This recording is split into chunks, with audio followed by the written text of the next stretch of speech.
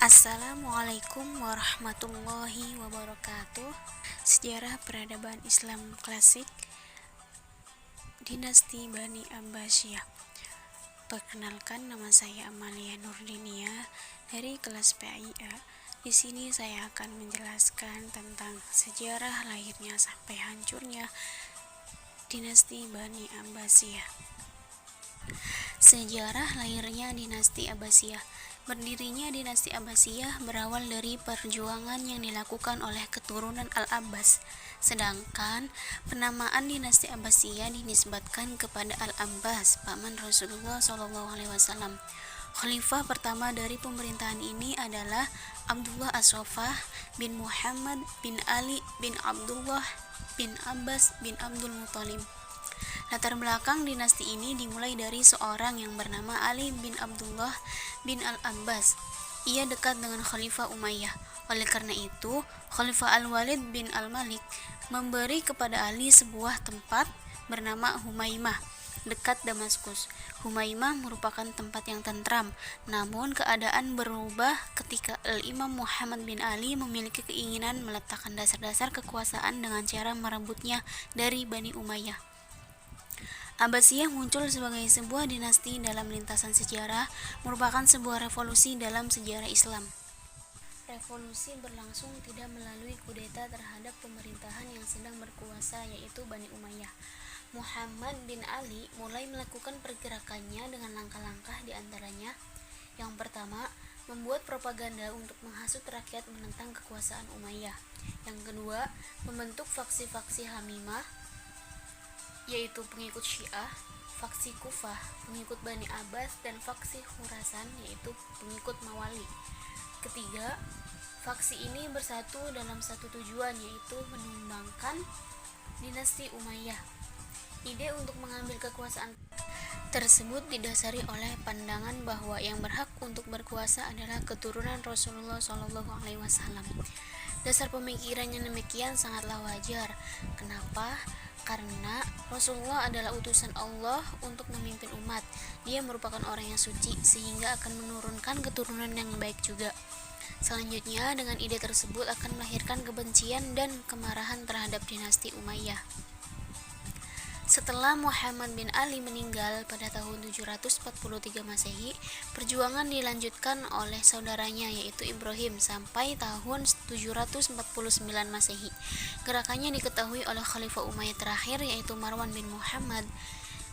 Ibrahim akhirnya tertangkap oleh pasukan dinasti Umayyah dan dipenjarakan di Haran sebelum akhirnya dieksekusi. Ia mewariskan kepada adiknya Abul Abbas untuk menggantikan kedudukannya ketika tahu bahwa ia akan dibunuh. Penguasa Bani Umayyah di Kufah, yaitu Yazid bin Umar bin Hubairah, ditaklukkan oleh Abbasiyah dan diusir ke Wasit. Abdullah bin Ali, salah seorang paman Abdul Abbas, diperintahkan untuk mengejar Khalifah Umayyah terakhir, yaitu Marwan bin Muhammad, bersama pasukannya yang melarikan diri, dan akhirnya terbunuh di Busir, wilayah Al-Fayyum, pada tahun 132 Hijriah atau 750 Masehi di bawah pimpinan Saleh bin Ali, seorang paman Al-Abbas. Dengan demikian, runtuhlah kekuasaan dinasti Umayyah dan berdirilah dinasti Abbasiyah yang dipimpin oleh khalifah pertama, yaitu Abul Abbas As-Saffah, dengan pusat kekuasaan awalnya di Kufah. Dinasti ini berdiri pada tahun 132 Hijriah atau 750 Masehi dan berdiri selama 524 tahun.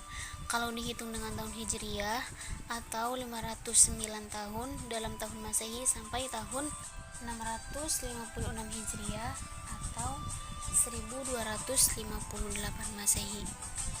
Ketika ditaklukkan oleh kaum Tartar, usia yang panjang dari dinasti Abbasiyah dipenuhi oleh pasang surutnya kemajuan dalam khazanah sejarah dan peradaban Islam. Pemerintahan Abbasiyah dapat dibagi ke dalam 3 periode besar, yaitu periode Bani Abbas, periode Bani Buwayhi, dan periode Bani Saljuk. Kejayaan Islam pada masa dinasti Abbasiyah. Bani Abbasiyah adalah kekhalifahan kedua setelah Khulafaur Rasyidin, yang mana Bani Abbasiyah mencapai puncak kejayaan pada masa pemerintahan Sultan Harun ar-Rasyid dan putranya, yaitu Al-Ma'mun. Adapun kemajuan Islam pada masa Bani Abbasiyah dapat diuraikan sebagai berikut. Yang pertama, Kemajuan dalam bidang kebudayaan atau peradaban. Pada masa dinasti Abbasiyah, kaum muslim sudah mulai berhubungan dengan kebudayaan-kebudayaan asing, yang mana sudah banyak karya-karya terpenting yang diterjemahkan ke dalam bahasa Arab. Adapun kebangkitan menerjemahkan ilmu pengetahuan pada masa dinasti Abbasiyah sebagian besar disebabkan oleh masuknya beberapa pengaruh asing, sebagian Indo-Persia dan Suriah, dan pengaruh penting Yunani. Kemajuan peradaban-peradaban Islam pada masa dinasti Abbasiyah menjadi pesatnya perkembangan pengetahuan yang ditandai dengan dukungan penuh dari para khalifah. Salah satu di antaranya yaitu Khalifah Harun ar-Rasyid dan Al-Ma'mun. Kemajuan lainnya terlihat dengan adanya terus berlangsungnya pertukaran budaya antara budaya barat dan timur dalam bidang perdagangan, kesenian, dan arsitektur. Yang kedua, kemajuan dalam bidang politik dan militer. Bidang politik. Dinasti Abbasiyah pada sistem pemerintahannya berlandaskan pada ajaran Islam yang mengambil hukum pada Al-Quran dan menganggap bahwa dirinya adalah Sultanullah di muka bumi ini, yang mana seorang khalifah bukan hanya mengurus urusan dunia, melainkan juga urusan agama. Sistem ini sangat didukung oleh orang-orang Persia karena sesuai dengan anggapan mereka bahwa kekuatan sejatinya dari dewa. Dengan demikian, sistem pemerintahan pada saat itu bisa diterima orang-orang muslim maupun non-muslim karena adanya kemiripan dari keyakinan yang mereka anut. Bidang militer. Kemajuan dinasti Abbasiyah pada bidang militer ditandai dengan dibentuknya tentara profesional. Tentara ini bukan hanya direkrut dari bangsa Arab saja, melainkan juga dari bangsa Persia dan Turki. Tentara tersebut diberikan pembinaan dan gaji atas kinerjanya. Oleh karena itu, tentara tersebut harus loyal kepada dinasti dan tidak memihak pada kepentingan kesukuan atau kasta tertentu. Para tentara tersebut juga harus mampu mempertahankan dan mengamankan negara sehingga stabilitas negara mampu terjaga. Adapun pembentukan tentara ini karena sudah tidak ada lagi orang-orang muslim yang mengikuti praktik perang. Yang ketiga, kemajuan dalam bidang ilmu pengetahuan umum. Kemajuan ilmu pengetahuan pada masa dinasti Abbasiyah meliputi beberapa pengembangan ilmu, yaitu diskusi ilmiah, penerjemahan buku-buku, dan perpustakaan. Di antara ilmu-ilmu pengetahuan umum yang berkembang pada masa ini yaitu: 1. Ilmu kedokteran yang pada saat itu terkenal adalah Haris bin Al-Kananah. Yang kedua, ilmu matematika yang terjadi pada masa Khalifah Al-Mansur. Yang ketiga, ilmu astronomi. Yang keempat, ilmu kimia yang terkenal yaitu Jabir bin Hayyan. Yang kelima, ilmu farmasi. Yang keenam, ilmu geografi. Dan yang terakhir yaitu ilmu falsafat. Kemajuan dalam ilmu agama Islam. Di samping adanya kemajuan di bidang ilmu pengetahuan umum, ada juga kemajuan di bidang ilmu agama Islam, di antaranya yaitu ilmu tafsir, ilmu hadis, ilmu kalam, ilmu tasawuf, ilmu bahasa, dan ilmu fikih yang terkenal dengan 4 mazhabnya, yaitu Imam Syafi'i, Imam Hanafi, Imam Hambali, dan Imam Maliki. Kemunduran dinasti Abbasiyah.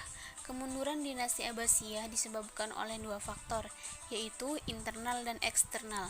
Dari faktor internal, kemunduran dinasti Abbasiyah yang paling dominan berpengaruh terhadap kemunduran dinasti Abbasiyah adalah karena umat Islam meninggalkan ajaran agamanya. Faktor internal yaitu perebutan kekuasaan di pusat pemerintahan, munculnya dinasti-dinasti kecil yang memerdekakan diri, kemerosotan perekonomian, dan munculnya aliran-aliran sesat dan fanatisme keagamaan. Sedangkan faktor eksternal yaitu disebabkan karena adanya perang salib. Yang kedua, serangan Mongolia di negeri muslim, dan berakhirnya dinasti Abbasiyah. Akhir dari kekuasaan dinasti Abbasiyah. Puncak kehancuran kota Baghdad terjadi pada tahun 1258. Kehancuran ibu kota mengiringi hilangnya hegemoni Arab dan berakhirnya sejarah kekhalifahan dinasti Abbasiyah. Meskipun faktor eksternal yaitu serangan dari bangsa Mongol begitu luar biasa dahsyatnya, namun ini hanya berperan sebagai senjata pamungkas yang meruntuhkan kekhalifahan. Ada beberapa motif yang melatar belakangi penyerbuan bangsa Mongol ke Baghdad, di antaranya: 1. Kekalahan dinasti Al-Khwarizmi dari bangsa Mongol. Yang kedua, motif ekonomi. Serangan yang dilakukan Mongol juga dilatar belakangi motif ekonomi.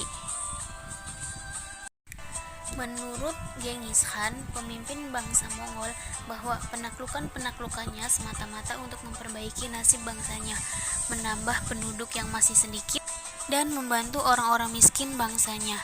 Jika dilihat, motif ini invasi Mongol ke dinasti Islam memang pada saat yang tepat, karena di wilayah Islam rakyatnya makmur, berperadaban maju, akan tetapi kekuatan militernya lemah. Dampak kehancuran dinasti Abbasiyah terhadap dunia Islam kontemporer dapat dilihat dari berbagai aspek. Hal ini dikarenakan kehancuran dinasti Abbasiyah menjadi sebab mundurnya dalam berbagai aspek. Pada aspek ilmu pengetahuan, setelah hancurnya Abbasiyah, umat Islam selalu ketinggalan dalam bidang ilmu pengetahuan terhadap dunia barat. Dalam aspek politik, ketika itu umat Islam dipimpin oleh seorang raja yang beragama Syamanisme atau penyembah matahari, yaitu Hulagu Khan. Dan pada masa kontemporer, hilangnya kekuatan Islam sebagai negara superpower. Umat Islam terkotak-kotak. Umat Islam dijajah oleh Barat dan tidak ada lagi sistem khalifah. Dalam aspek ekonomi, setelah hancurnya Abbasiyah, umat Islam mengalami kemiskinan dan perekonomian dikuasai oleh bangsa Barat hingga saat ini.